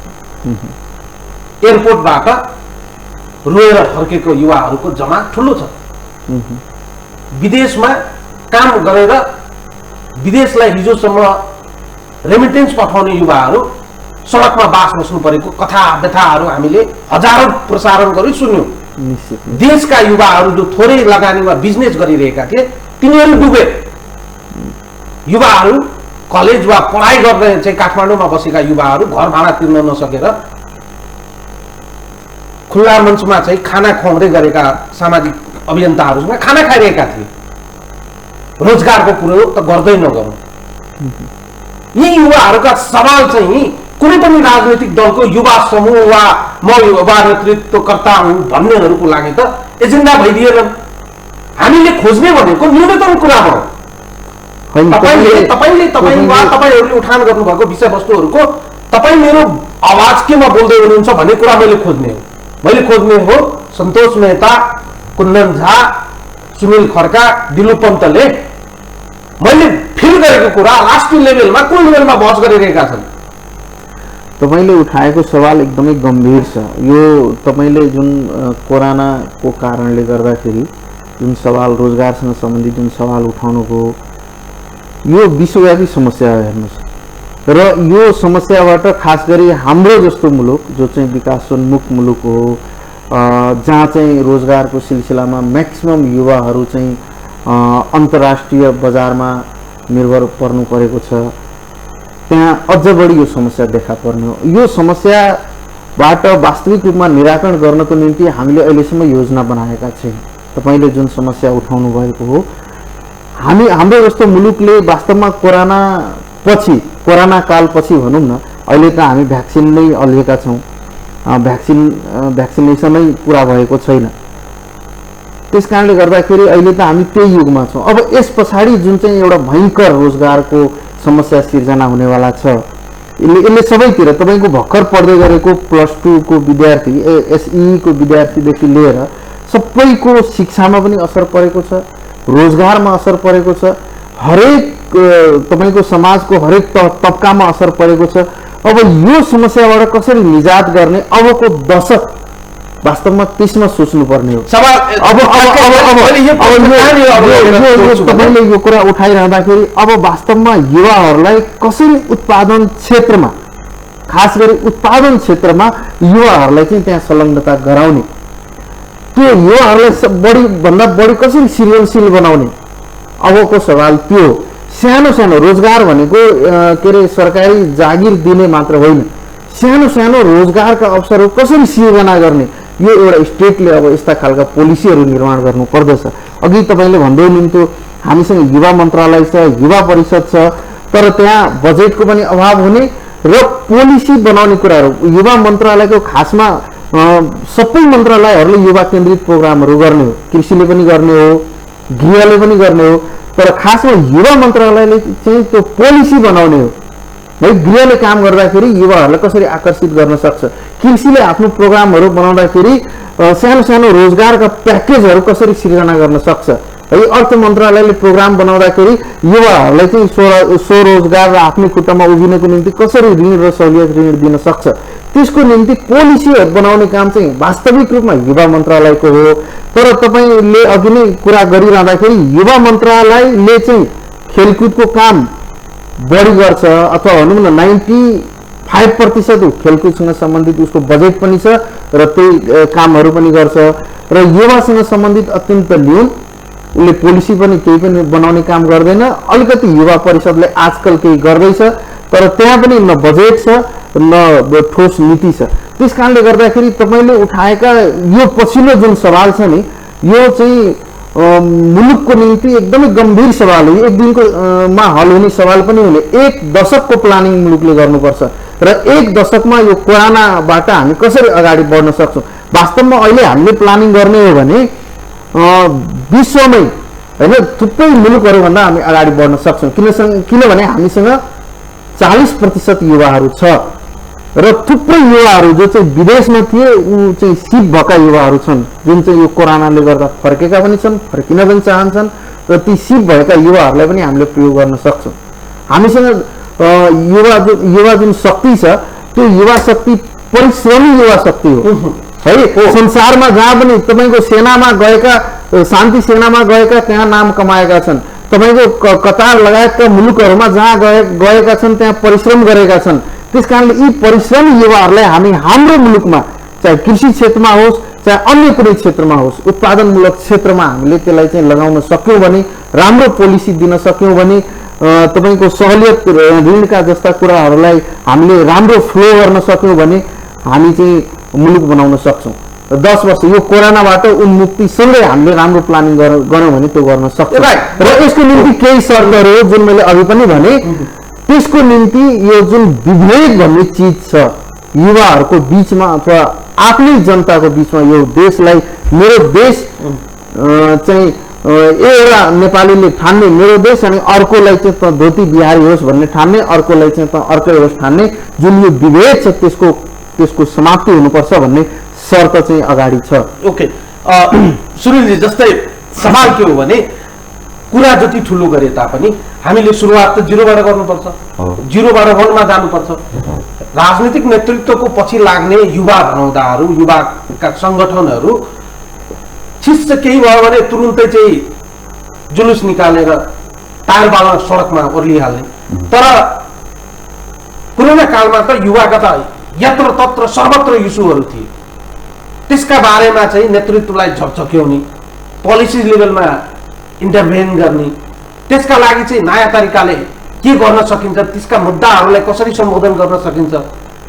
सामान्य रूपमा थोरै भए पनि घाँस बाँस कपासका लागि चाहिँ लडिरहेका जुधिरहेका युवाहरूलाई चाहिँ कसरी त्यो आहलबाट बाहिर ल्याउने। सवालमा त कहिले पनि हामीले नारा जुलुस गरेको, सिंहदरबार घेरेको वा राजनीतिक नेतृत्वको के अरे पुतला दहन गरेको देखेनौँ।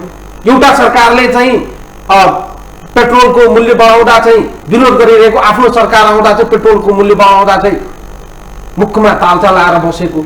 हामीले त सामान्य कुराबाट आकलन गर्दा त हामीले त युवा नेतृत्व नै छैन भने चाहिँ प्रश्न कहिले काहीँ आउँदैन। केवल चाहिँ नेताको चाहिँ हनुमानगिरी गर्नको लागि युवाहरू चाहिँ छन्, तर सामान्य युवाका लागि जो युवा एयरपोर्टमा विदेश जान चाहिरहेका छन् तर तिनलाई चाहिँ पिसिआर रिपोर्ट लिनलाई अप्ठ्यारो छ र सहज तरिकाले पाइराखेका छैन। ट्रपिकल सेन्टरमा गएर चाहिँ भोकै प्यासै 2 दिनदेखि बस्नु परेको छ। एयरपोर्ट जाँदा चाहिँ एयरपोर्टबाट प्लेन छुटेका छन्। बिचरा त्यसको 80,000 को टिकट फेरि कसरी लिने? त्यो सवाल चाहिँ युवा नेतृत्वकोहरूले उठाउने सवाल हो कि होइन भनेर हामीले सामान्य रूपमा हेर्नुपर्छ कि पर्दैन?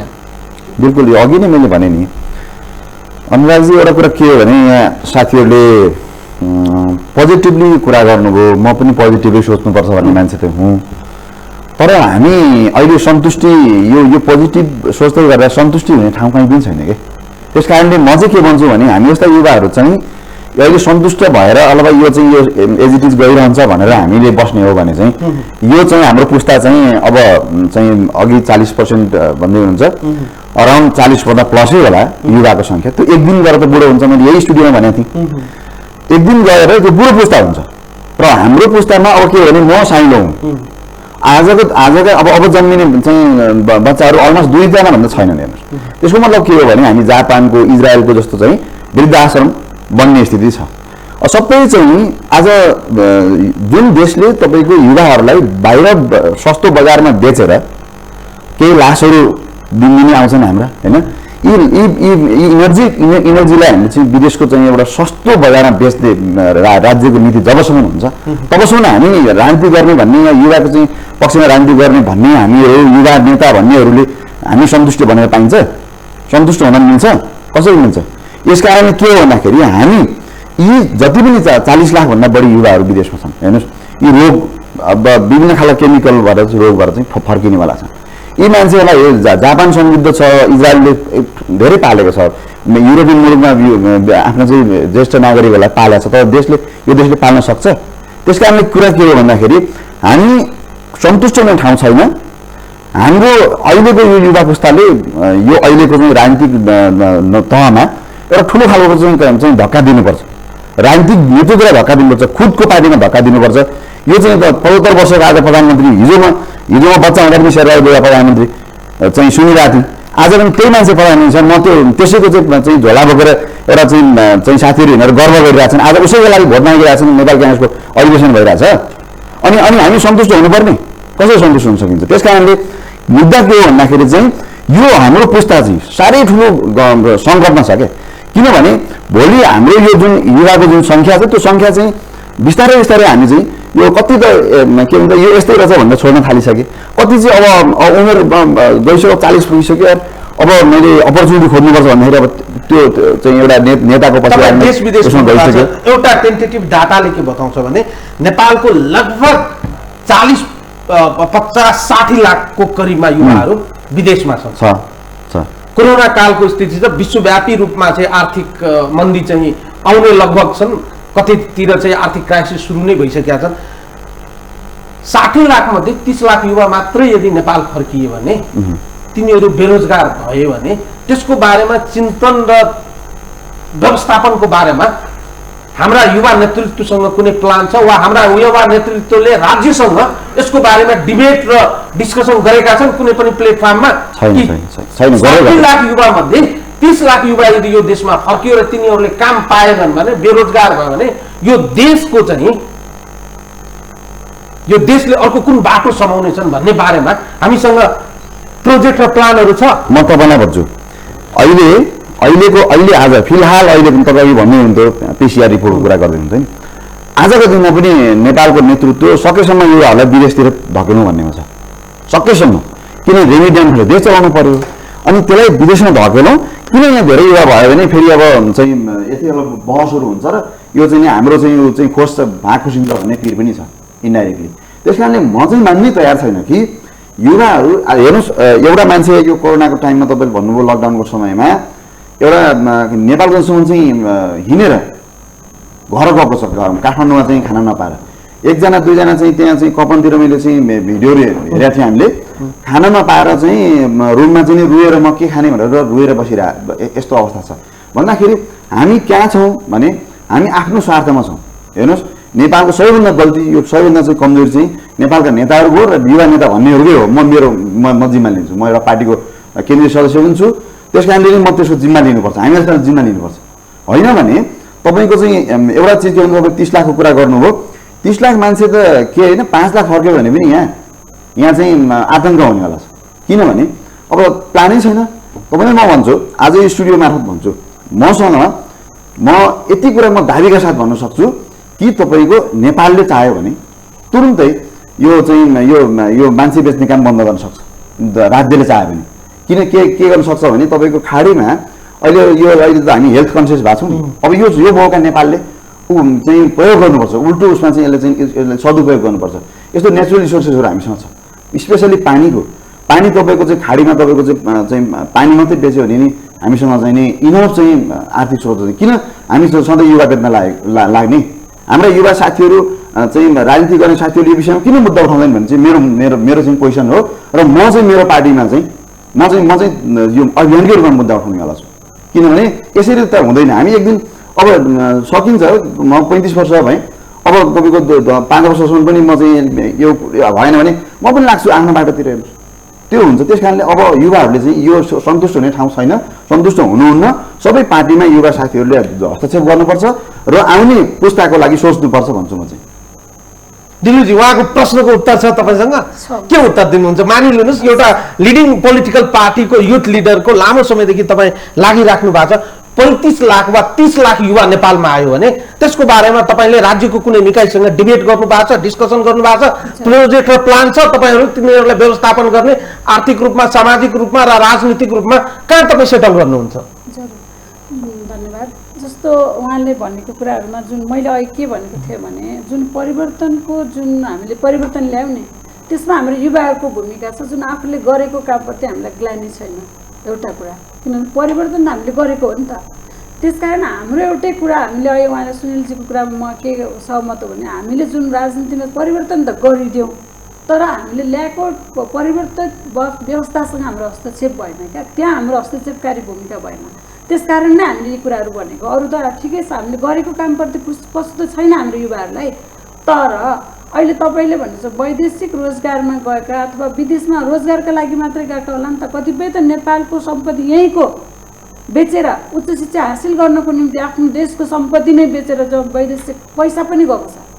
हामी अरबको खाडी र मलेसियाको खाडीबाट हामी रेमिटेन्स भित्राएर यहाँको कर्मचारीलाई हामीले जस्तो हामीले तलब खुवाउनु, वेतन खुवाउनु परिरहेछ भने यहीँको घर जग्गा बेचेर हाम्रो बाबुआमाले छोराछोरीको उच्च शिक्षाको निम्ति अमेरिका र युरोपमा पैसा पठाइरहेछ। यो पनि हामीले लेखाजोखा गर्नुपर्छ। हामी अलिकति उच्च कुलीन वर्गका मान्छेहरू नेपालमा पढ्नु हुँदैन, यहाँ पढेको शिक्षा अझै क्वालिटीमूलक हुँदैन भनेर हामी बौद्धिक वर्गका नेताहरू, तपाईँ नेता मात्रै एउटा तपाईँले सचिव लेभलमा काम गरेका छोराछोरीहरू अधिकांश नेपालमा छैन। त्यसकारण समस्या छ, हामीभित्र पनि छ। यो नेताहरूमा, राजनीतिक दलमा त छँदैछ। तपाईँले अन्य जनताको जुन बौद्धिक वर्गको होइन आफूलाई अझ कुलीन भन्नेहरूको बिचमा पनि छ र राष्ट्रको अत्यन्तै सुविधा भोग गरेको राज्यलाई अत्यन्तै आफैप्रति भन्न दोहन गरेको पनि भन्न चाहन्छ। उनीहरूले पनि यसलाई दुरुपयोग गरेका छन्। त्यस भएको हुनाले हाम्रो एक ठाउँमा मात्रै दोष लगाएर हामी पन्छिने ठाउँमा छैन। युवाहरूको दायित्व त्यहाँनिर छ। हामीले चौतर्फी हामीले एउटा भूमिका निर्वाह गर्नु, आफ्नो जिम्मेवारी बोध गरेर हामीले भन्नु पऱ्यो। आफूलाई आफूभित्र कमी कमजोरी छन् भने त्यसलाई सच्याउनु पऱ्यो।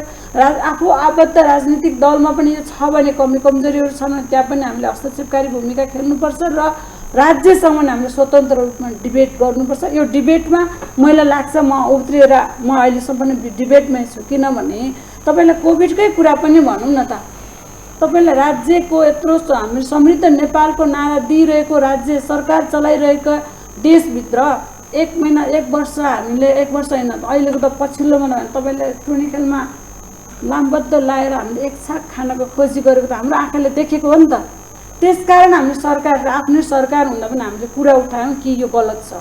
सरकारले एउटा मात्रै तपाईँलाई मैले त्यतिखेर भनेको थिएँ, तपाईँले नि यो सायद सुन्नुभयो कि सुन्नु भएन, तपाईँ एनसेलले दिनुपर्ने कर छलेको कर मात्रै यदि सरकारले लिएर ती जुन कोभिडमा जुन आक्रान्त भएका मान्छेहरूको बिचमा तपाईँ चामल मात्रै पुर्याइदिनु भयो भने त्यो हाम्रो अपर्याप्त, उहाँहरूको थोरै आशाको जुन थोरै एक छाक पेट भरिन्थ्यो। त्यसकारण हामीले सरकारमाथि नि क्वेसन उठाएका थियौँ, तर त्यसलाई अहिले विरोधको रूपमा लियो। तर त्यो सकारात्मक विरोध थियो, किनभने जनताको निम्ति थियो। हामीले हिजो घोषणापत्रमा लेखेका थियौँ, चुनावमा हामी गएका थियौँ, हामी सबै पार्टीका मान्छे।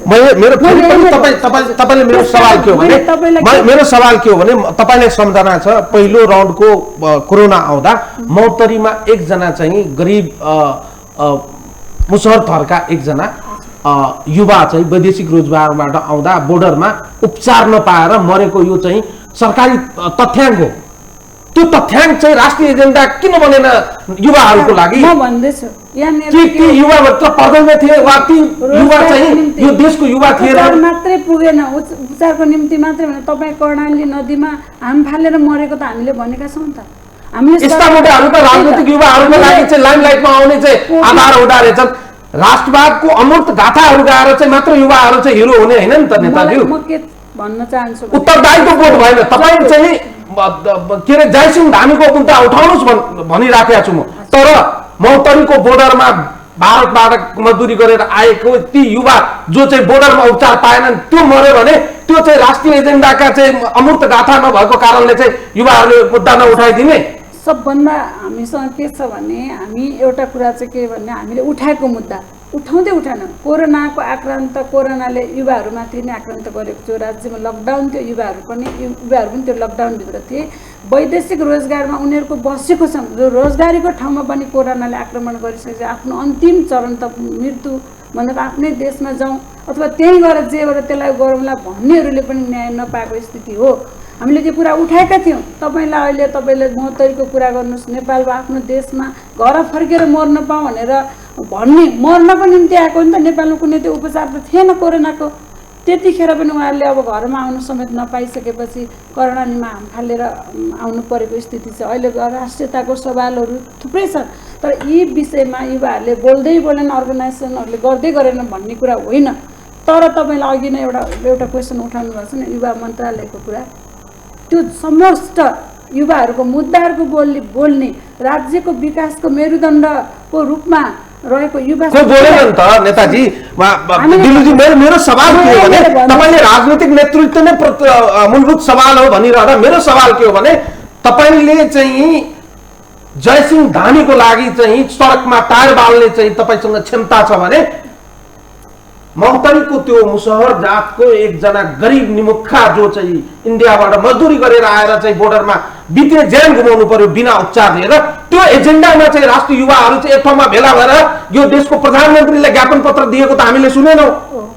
यी कमजोरीहरू छन्। अहिले उहाँले सुनिलजीले भन्नुहोस्, कतिपय कुरा काहीँको मुद्दालाई राष्ट्रिय मुद्दाको रूपमा नहेरिदिने, राष्ट्रिय मुद्दा नबनाइदिने, त्यहाँको नागरिकलाई पहाडको नागरिक नमानिदिने, यो हाम्रो कमजोरी छ। राष्ट्रभित्रको विभेदको नीति जुन हामीभित्र पनि छ, हामीले पनि सोचेन कहिले पनि मुद्दा।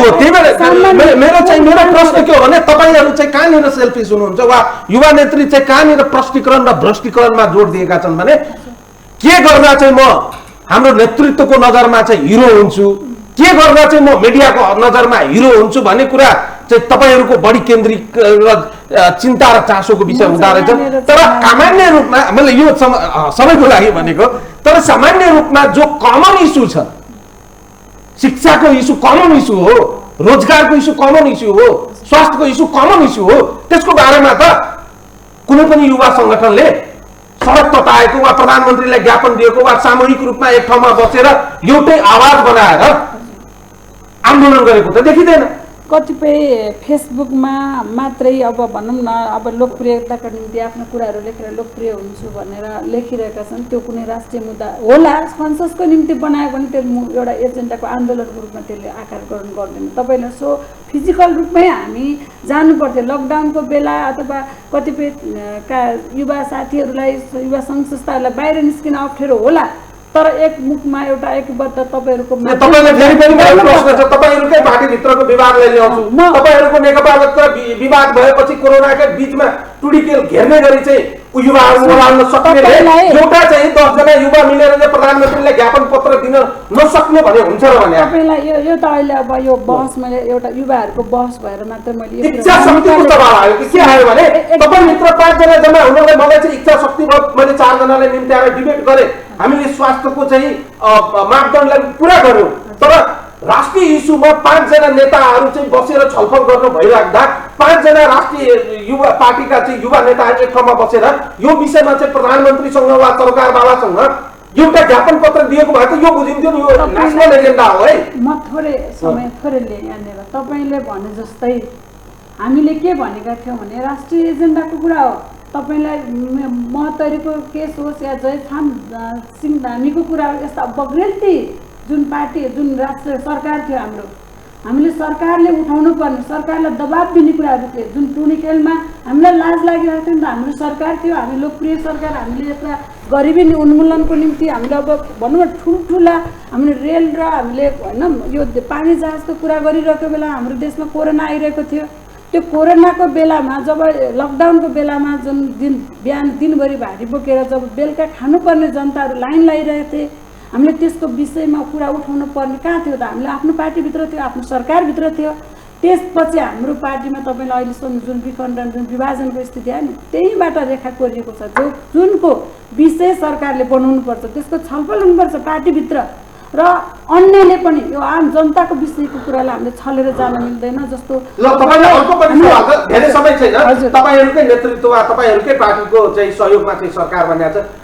ऐतिहासिक रूपमा सरकार प्रधानमन्त्री शपथ ग्रहण गरेको लगभग 50 दिन बितिसक्दा चाहिँ क्याबिनेट विस्तार भएको छैन, 55 दिन भइसक्यो, क्याबिनेट विस्तार भएको छैन र पनि तपाईँहरू चुप्प लागेर बस्नु भएको छन्। सवालहरू त थुप्रै छन्। तपाईँहरू चाहिँ राष्ट्रिय एजेन्डाको रूपमा चाहिँ यसलाई चाहिँ इस्यु खोइ त सबै युवाहरू एक ठाउँमा आएर चाहिँ यतिका दिनसम्म प्रधानमन्त्रीले 25 वटा मन्त्रालय सम्हाल्न सकिराख्नु भएको छैन भन्ने कुरा त भनिराख्नुपर्छ र हामीले। यसमा सबभन्दा महत्त्वपूर्ण के छ भने अहिलेको यो सरकार बन्नुको एउटा सरकार त एउटा अप्रत्याशित रूपमा आएको जुन सरकार हो, तर यो अप्रत्याशित रूपमा आएको सरकारले जुन अहिले एउटा गठबन्धनबाट सरकार बनेको छ, यसले चाहिँ आफ्नो मात्रै मुद्दा, नेपाली काङ्ग्रेसको मात्रै मुद्दा बोकेर अथवा अब तपाईँलाई भने हाम्रो पार्टी त अहिले नै शनाखतको स्थितिमा छ नि त। सरकारमा हामी त्यसै शनाखत नगरिन एकजना व्यक्तिको कारणले एउटा पार्टीको कारणले देशलाई नै हल गर्न पाइदैन। मैले के भनेको छु भने हाम्रो पार्टीको कारणले सरकार बनाउन रोक्दैन, रोक्नु हुँदैन। यो हामीले बोले तपाईँले हिजोको अस्तिको हाम्रोबाट पनि बुझ्न सक्नुहुन्छ। हामीले के भनेका छौँ भने जुन जुन मुद्दाहरूमा जुन जति सब साथीहरूको जुन पार्टीहरूको जुन आबद्धता छ उहाँहरूले सरकारमा मन्त्रीहरू पठाउन सक्नुहुन्छ। तर हाम्रो एउटै समस्या के छ भने हाम्रो शनाखत सकिएपछि त 22 गतेपछि त हामी सरकारमा जाने नै हो, गठबन्धनको सरकारमा भएपछि त आफ्नो मुद्दाहरू लिएर जानै पर्छ। त्यसकारण यस कारणले 5 मिनट ब्रेक लिन्छु, त्यसपछिको ब्रेक पछि चाहिँ एक राउन्ड कुरा गरेर कार्यक्रमको बिटमा